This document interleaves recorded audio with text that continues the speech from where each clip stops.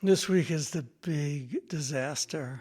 God wanted to bring the Jewish people into the land of Israel almost directly from Har Sinai. In 3 days, they were supposed to be in the land. But instead, what happens is Moses sends out the Meraglim, the spies. You know, the way the rabbis learn it, already sending out spies creates a problem. Meet the place as it is. Directly come in contact.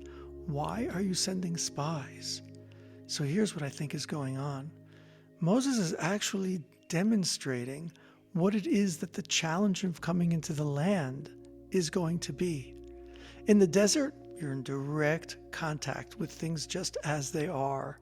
But in the land, you're always involved not just in the contact with it, but developing it, growing it.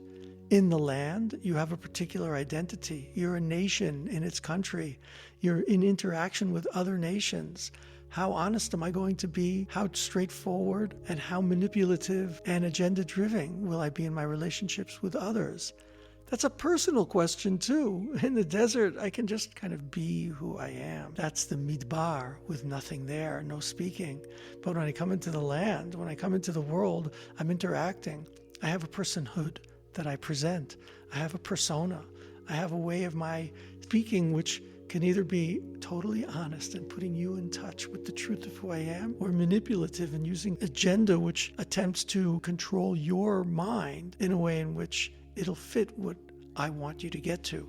Well, that's exactly what the spies did. They took control of the information in order to distort the minds of those hearing it.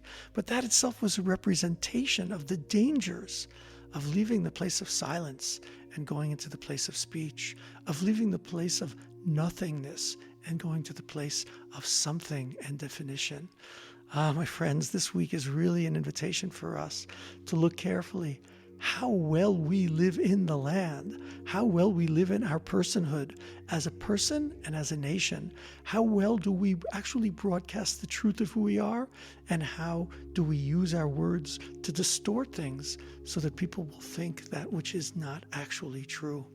Let's get ourselves connected to really coming into communing through our communication, to really coming into contact in our living, to really becoming the glowing beacon which we as a nation and as each individual are truly meant to be.